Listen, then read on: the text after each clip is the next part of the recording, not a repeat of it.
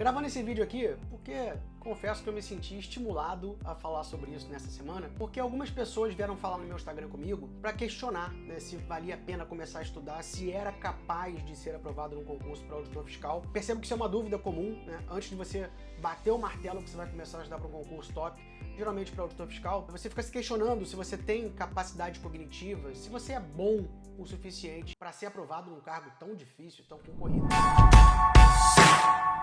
Eu tinha já pensado em gravar esse vídeo, só que agora um seguidor veio falar comigo e aí eu falei, eu tenho que gravar esse vídeo, porque esse seguidor veio trazer esse questionamento que é bem comum no meu Instagram, dizendo, pô, mas eu sou muito ruim com português, eu confundo grafia, não sei se eu sou capaz de ser aprovado. Quando ele foi contar a formação dele, ele falou que ele é professor em Universidade Federal, ele é formado em economia e ele tem mestrado e doutorado em estatística. E ele dá aula de estatística. E ele está se questionando se ele é capaz cognitivamente de passar num concurso para auditor fiscal. E eu confesso que eu também passei por isso, e vendo vocês passando por isso tão frequentemente nos últimos dias, eu quis conversar sobre isso.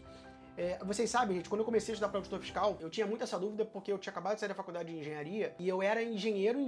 Eu estava imerso no mundo da engenharia, eu dominava bem ali os conceitos da engenharia, eu sou engenheiro químico. Então, se você me desse questões muito complexas da engenharia química para resolver, eu conseguiria resolver. Mas eu era extremamente ignorante em várias outras coisas, em vários outros aspectos. Por exemplo, o meu português era muito ruim. Eu nunca gostei de português, não estudava português, não era bom aluno em português, odiava escrever textos e redações. Então isso me deixava com o pé atrás, assim, se eu era capaz de passar num concurso para auditor, ficava pensando, pô, um auditor tem que lavrar uns altos lançamentos, escrever um monte. Será que eu vou ser capaz de fazer isso? E quando eu digo que eu era bem ignorante em vários outros campos aí de conhecimento, é realmente isso, tá? Eu nem sabia que existiam 3 poderes diferentes quando eu comecei a estudar para concurso. Eu não sabia nada de direito. Sabe aquela pessoa que xinga todo mundo no Twitter?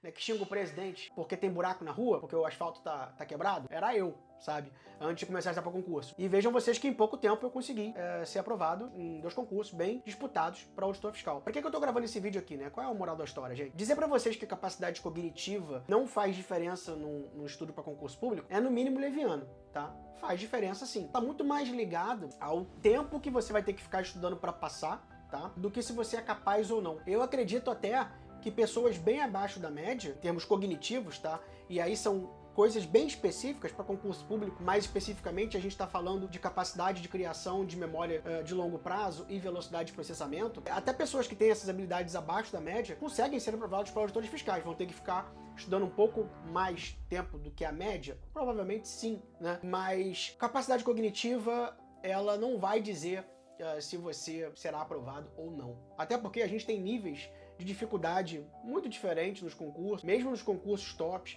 A gente tem oportunidades que baixam muito ali a dificuldade para você entrar. Às vezes um concurso com muitas vagas ou muitos concursos aglomeram. Então criam-se oportunidades em que uma galera passa muito antes do tempo, ou até uma galera que ainda ia demorar muitos anos para conseguir passar, consegue entrar num concurso desse. Criou-se uma oportunidade facilitada para a entrada. E aí uma outra coisa que eu queria, um outro paradigma que eu queria quebrar com vocês é o seguinte: sou inteligente ou não sou inteligente, então vou estudar para concurso porque eu sou inteligente ou não. Por incrível que pareça, no estudo para concurso público, a gente tem o uso de habilidades que não são tão reconhecidas pelas ruas, digamos assim, como inteligência propriamente dito. Como eu citei para vocês, velocidade de processamento e capacidade de criação de memória de longo prazo. E eu digo isso porque eu tive alunos que eram, assim, se eu olhava para a pessoa era um gênio, falava muito bem, tinha um vocabulário absurdo, era um pianista, um músico muito habilidoso, era uma pessoa que todo mundo achava que era muito acima da média e demorou muito para passar no concurso público. E eu tive aluno que veio aqui se declarando como abaixo da média, que teve dificuldade no colégio, na faculdade, as pessoas não davam muito por ela e ela passou em menos tempo do que a média. Né? Seja porque estudou corretamente, porque se dedicou mais que a média, ou porque tinha habilidades que o mundo não reconhece como inteligência, mas que para um concurso público faz muita diferença. Porque uma coisa que faz muita diferença para o concurso público e não é visto como inteligência pelo mundo, controle emocional, capacidade de ser resiliente, de estudar dia a dia, de sair de uma reprovação e em vez de focar na dor da reprovação, focar no que precisa melhorar para a próxima prova. Isso é difícil de ter. Muita gente que é considerada não inteligente tem isso muito, muito bom.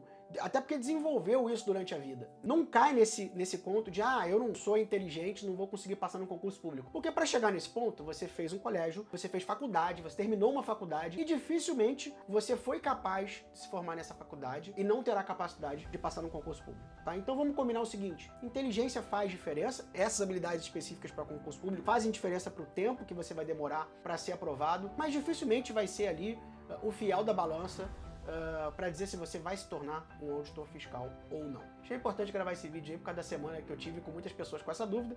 Espero que faça sentido para algum de vocês, ajude vocês em algum momento. E se você concordar ou discordar, comenta aí que a gente vai trocando ideia nos comentários, beleza?